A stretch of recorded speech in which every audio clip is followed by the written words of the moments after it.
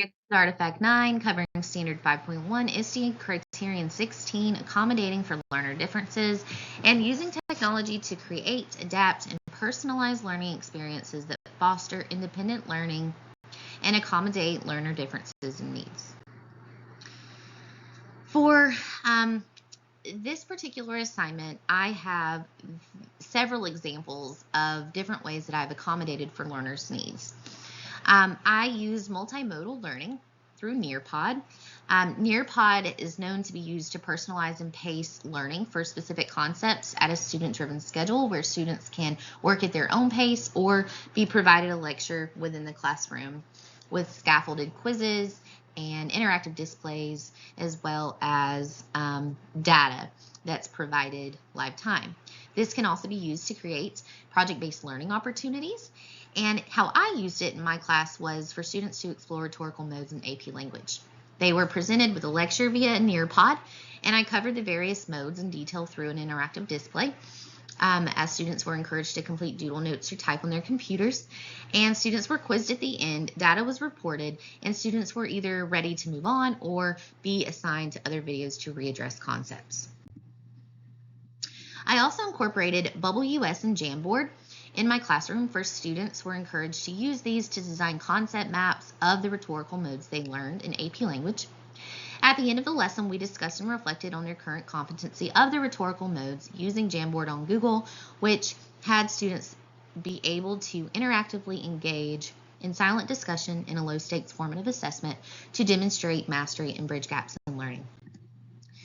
I also use remedy procedures such as progress learning, IXL, and YouTube videos. When students are unable to show mastery of the assigned concepts and skills, videos, interactive games, and extra skill prep are always great resources to provide. So for my students struggling in American literature over theme development through the use of symbolism, they were offered 1 to 2 videos on YouTube covering these concepts, IXL practice and personalized lessons, and USA Test Prep games to practice with them before reassessment. Students were able to choose which resources they were to employ and practice until ready to move on. I also provided formative assessments through choice boards, learning menus, where students were able to see live time, reflect on teacher conferences, and show their mastery. Flipgrid was also a useful tool for students who were weary of writing or struggled to record and post a video. Not struggled to record, but were able to record and post a video for discussion methods. And the ones that were ready to move on were able to create their own rubrics. Okay, Artifact 9, Standard 6.1, ISTE Criterion 19. Facilitate and guide learning as students take ownership of their learning goals. Foster a culture where students take ownership of their learning goals and outcomes in both independent and group settings. So the benefits of personalized learning in my class is very diverse. I have all types of learners. ESOL, students with IEPs and 504s, gifted, twice exceptional, and just kiddos who like to learn in various ways. So personalized learning enabled my students to not only combine to be a part of a time-sensitive whole and represent their skill mastery at their own pace in ways specific to their learning styles, but students were able to play an active role in their learning by being a part of the process from start to finish. The PL cycle is something that I created this year to help students be active learners. This is how this works through diagnostics, benchmarks, learning surveys, inventories, and conferences. Midline check-ins and revisions through progress checks and learning menus. And then assessments and reflections showing their progress. Here's the personalized learning plan that I created, where students were active learners by setting SMART goals, going through their objectives through learning ladders and progression learning. Personal learning plans and check-ins with questions and reflections, and then teacher narratives identifying the progress of the student. Artifact 9 shows Standard 7.1, ISTE Criterion 23, providing alternative ways for students to show competency. Providing alternative ways for students to demonstrate competency and reflect on their learning using technology.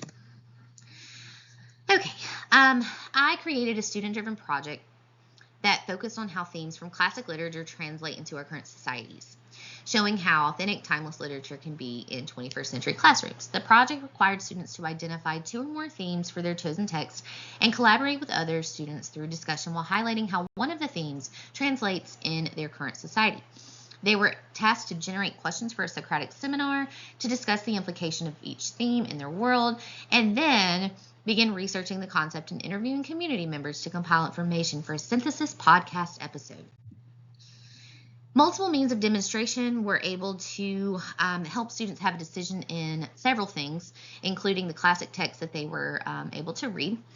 They were then given a scaffolded process where they generated their own themes for the text, kind of organically lending themselves to their own areas of interest and their cultural experiences and needs. They then developed their questions to share in the Socratic seminar, and then they used Podbean for their podcast episode with the freedom to utilize various tools along the way and the options provided. The assessments that I included were the Socratic seminar, the podcast episode itself, and a reflection through entry and exit tickets to identify misconceptions or needs, and then checkpoint activities along the way, such as a Flipgrid discussion, written responses, or voice thread, where students had active choices.